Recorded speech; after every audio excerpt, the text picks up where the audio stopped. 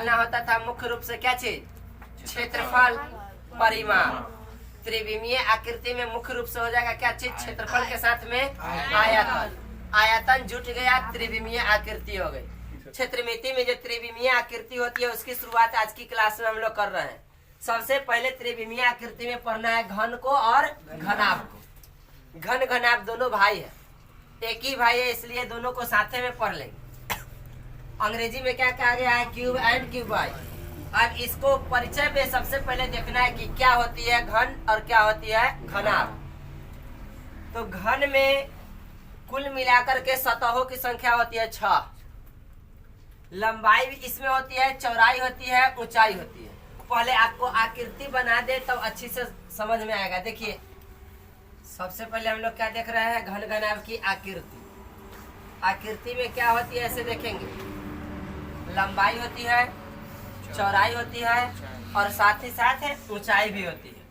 जैसे कि घन में क्या है, यह इसकी चौड़ाई होगा, यह इसकी लंबाई होगी। नीचे वाला फिर से चौड़ाई कहलाएगी और यह वाला लंबाई कहलाएगी। लेकिन घन जो बनता है इसमें लंबाई और चौड़ाई दोनों बराबर भुजाओं से बनती है।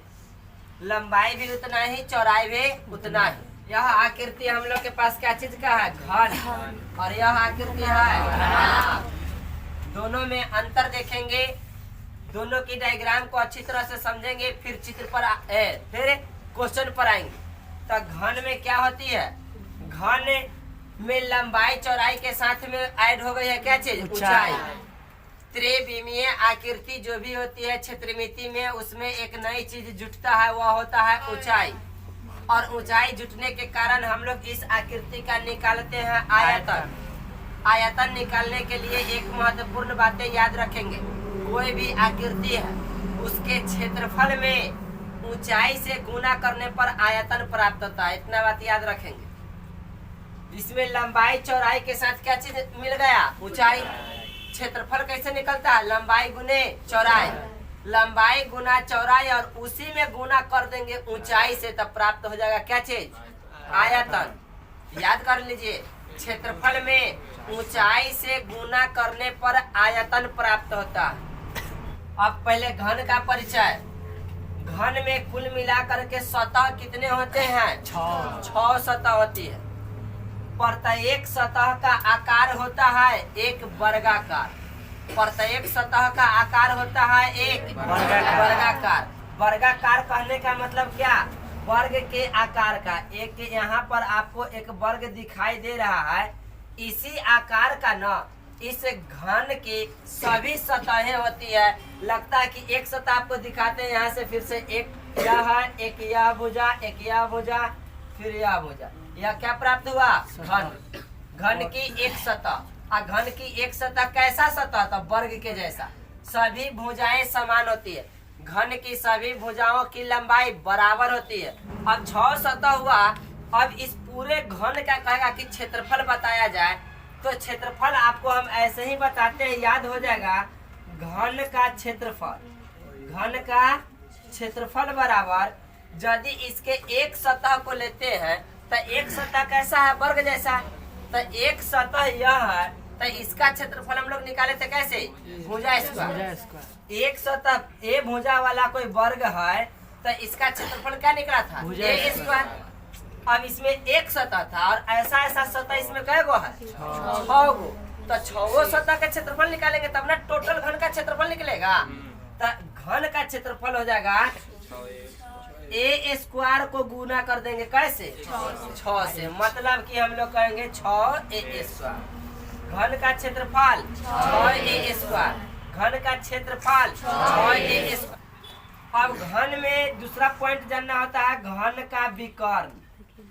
घन का विकर्ण, वर्ग के विकर्ण हम लोग जाने थे, क्या होता है, √2a। घन का विकर्ण होता है √3a। √3a घन का विकर्ण √3a होता है। विकर्ण जानते हैं ना, कोना कोना, एक कोना से दूसरे कोना तक मिला देंगे, टोटल लंबाई तो वह क्या हो जाएगी, विकर्ण। तो घन का विकर्ण क्या होगा, √3a। अब घन में एक और इम्पोर्टेंट बातें होगी जो त्रिविमीय आकृति के लिए जाना जाता है, वो है घन का आयतन। घन का आयतन। हम आपको बताए कि क्षेत्रफल में ऊंचाई से गुना करेंगे तो क्या प्राप्त होगा? आयतन। अच्छा, इसका ऊंचाई भी क्या है? ए से में गुना कर देंगे तो ना प्राप्त हो जाएगा ए का क्यूब। तो घन का आयतन क्या हो जाएगा? ए क्यूब। 3 फॉर्मूला, घन का क्षेत्रफल 6a स्क्वायर, घन का विकर्ण रूट के लिए, और घन का आयतन ए क्यूब। घन का आयतन ए क्यूब, घन का विकर्ण रूट के लिए, घन का क्षेत्रफल 6a स्क्वायर। घन कंप्लीट। अब हम सब परिचय करेंगे किससे? घनाभ से। तो सेम बात है, घन का भाई घनाभ है। इसमें भी लंबाई चौड़ाई ऊंचाई, और इसमें भी लंबाई चौड़ाई ऊंचाई। इसमें भी सतह 6 गो, इसमें भी सतह 6 गो, इसमें भी भुजा 12 गो, इसमें भी भुजा 12 गो। हाँ, अंतर एक छोटी सी बात की कि इसकी लंबाई चौड़ाई ऊंचाई समान होती है और इसकी लंबाई चौड़ाई ऊंचाई समान नहीं होती।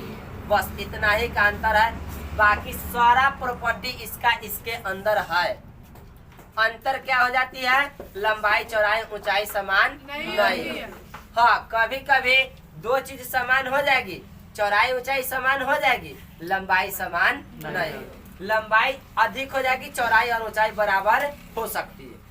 अब इसके बारे में हम लोग जानेंगे क्या कि यह जो बना है कैसे बना है, क्या चीज से, कौन सी आकृति से? आयत से। आयत से।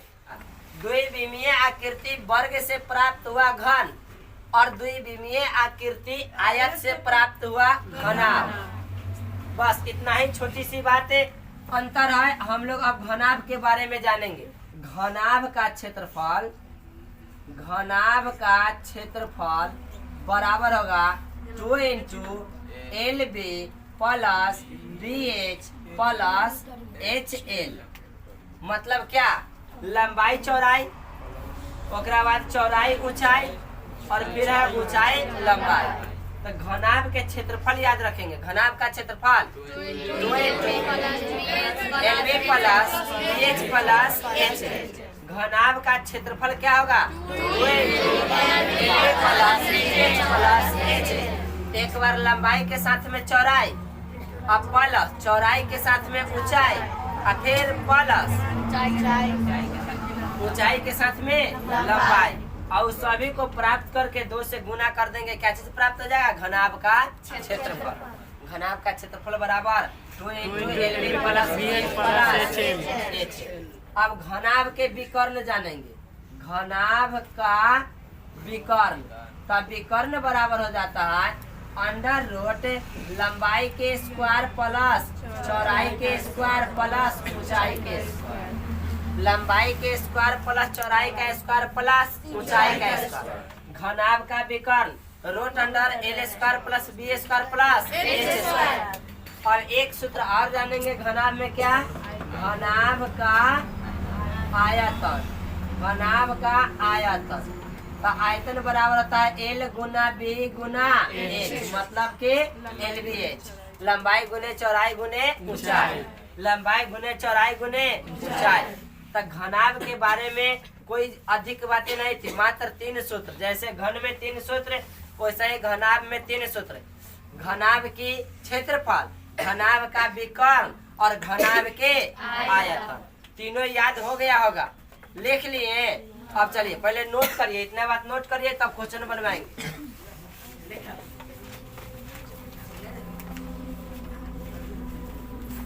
ध्यान से कहेगा कि एक घन की प्रत्येक भुजा 4 सेंटीमीटर है, तो उसका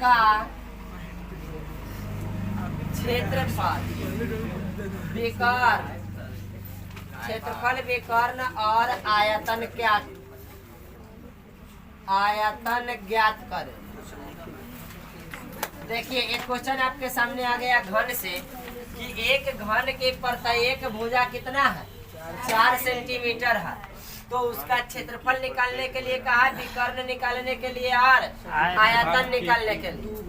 अब सुनिए, कोई बात नहीं, घन के क्या दिया है? भुजा ए का मान दिया कितना? 4 सेंटीमीटर। निकालना क्या है? क्षेत्रफल। तो क्षेत्रफल के लिए अभी हम आपको सूत्र बताए, क्षेत्रफल बराबर 6 गुने भुजा स्क्वायर, तो 6a स्क्वायर से बनाएंगे 6 गुने a के जगह पे 4, 4 का स्क्वायर, 6 गुने 4 का स्क्वायर 16, 16 छक्का 96 सेंटीमीटर स्क्वायर। कोई दिक्कत? क्षेत्रफल निकल गया। अच्छा विकर्ण देखिए, विकर्ण के लिए सूत्र क्या लिखता है, √3a, तो √3 और गुना में हो जाएगा a का मान 4, 4 √3 हो गया, आंसर आ गया विकर्ण। सेंटीमीटर लगाएंगे। क्लियर है? अब निकलना था क्या चीज, आयतन। तो आयतन के लिए सूत्र क्या बताया आपको, आयतन बराबर a का क्यू। तो a का क्यू मतलब 4 का क्यू, और 4 के क्यू कितना हो जाएगा 64। अब यहाँ ध्यान देना है, आयतन निकलेगा तो सेंटीमीटर क्यू होगा आंसर। क्षेत्रफल निकलता है सेंटीमीटर स्क्वायर में और आयतन निकलता है सेंटीमीटर क्यू में। मीटर रहेगा तो मीटर क्यू, सेंटीमीटर रहेगा तो सेंटीमीटर क्यू। क्लियर? बन जाएगा ना। अब एक घनाभ से क्वेश्चन देखते हैं, पहले इसको नोट करिए। पर क्वेश्चन की बातों को पहले पढ़ करके अच्छी तरह से समझेंगे। एकदम आसान क्वेश्चन। कहता क्या है कि एक घनाभ की लंबाई उसकी चौड़ाई से 2 गुना है। देखिए यहीं से एक कंसेप्ट, लंबाई चौड़ाई से 2 गुना है। यदि लंबाई 1 होगा तो यदि चौड़ाई 1 होगा तो लंबाई 2 होगा। चौड़ाई यदि 2 होगा तो लंबाई 4 होगा। चौड़ाई 5 होगा तो लंबाई 10 होगा। 2 गुना है ना। आगे कहता है चौड़ाई तथा ऊंचाई समान है। देख लीजिए, चौड़ाई और ऊंचाई दोनों क्या है, समान है। जितना ऊंचाई है उतना ही उसकी चौड़ाई। तो उसका क्षेत्रफल, विकर्ण और आयतन ज्ञात करें। तीनों चीज निकालना है, क्षेत्रफल निकालना है, विकर्ण निकालना है और आयतन निकालना है। किसका? घनाभ का। लास्ट में फिर कहा है यदि घनाभ की ऊंचाई 4 सेंटीमीटर है। बस यहीं से क्वेश्चन पकड़ा गया। ऊंचाई कितना? यहाँ पर कहता है चौड़ाई या ऊंचाई क्या है, समान है। तो बउआ ऊंचाई जब देले है क्वेश्चन में, ऊंचाई 4 सेंटीमीटर है, आ कहता है कि ऊंचाई और चौड़ाई समान है, तो चौड़ाई कितना होगा 4 सेंटीमीटर। आ क्वेश्चन कहता है कि लंबाई जो है, लंबाई या चौड़ाई का दुगुना है, मतलब 2 गुना 4 बोले तो 8 सेंटीमीटर। तब तीनों चीज तो प्राप्त है कि नहीं है? लंबाई भी पता है, चौड़ाई भी पता है और ऊंचाई भी पता। निकालना क्या क्या है, निकालना है क्षेत्रफल, विकर्ण और आयतन। तब पहले हम सब क्षेत्रफल निकालेंगे। तो घनाभ के क्षेत्रफल सूत्र आपको याद अभी कराए तुरंत, 2 × LB + BH + H। अब L कौन है 8, B कौन है 4, H कौन है 4। तो देखिए 2 का 2 × L के जगह 8 गुने B के जगह 4 प्लस B के जगह 4 गुने H के जगह 4 प्लस H के जगह 4 गुने L के जगह 8। B के जगह 4 नहीं हुआ, किसके जगह 8? अच्छा B के जगह 4 नहीं हुआ 4। अब देखिए 2 × 8 चौका 32 प्लस 4 चौका के 16 प्लस 4 8 के 32 जोड़ देंगे 32 32 64 16 80। 2 गुना 80 बोले तो 160 सेंटीमीटर स्क्वायर। इसका क्या हो गया क्षेत्रफल। क्लियर है? अब देखिए दूसरा में क्या निकालना था, विकर्ण। तो विकर्ण बराबर लिखेंगे बउआ √L² + B² + H²। यही ना लिखेंगे। तो L के जगह पे 8 का स्क्वायर, L के जगह पर हम लोग लिखेंगे 8 का स्क्वायर + 4 का स्क्वायर + 4 का स्क्वायर। 8 के स्क्वायर बोलिए 64, 8 8 के 64, 4 चौका के 16, फिर 4 चौका के 16, 64 16 80, 80 या 16 कितना हो गया 96। कितना हो गया 96। अब इसको 6√4 तोड़ेंगे 4√4 16 गुने 6, 16 गुने 6। तो इसको तोड़ेंगे 16 गुना 6 करके, तो 16 के वर्गमूल 4 और रूट में रह जाएगा क्या 6 सेंटीमीटर। क्या चीज प्राप्त हो गया, विकर्ण। अब एक चीज और निकालना है, वो क्या? आयतन। आयतन। तो आयतन के लिए हम सब सीखे हैं, आयतन बराबर क्या सीखे? आयतन बराबर एल गुना बी गुना एल का मान 8 गुना बी का मान 4 गुना एच का मान 4 4 128 का 16 के 8 से गुना करेंगे 128 128 सेंटीमीटर सेंटीमीटर क्यूब हो जाएगा। आयतन निकालेंगे सेंटीमीटर क्यूब में, नोट करिए।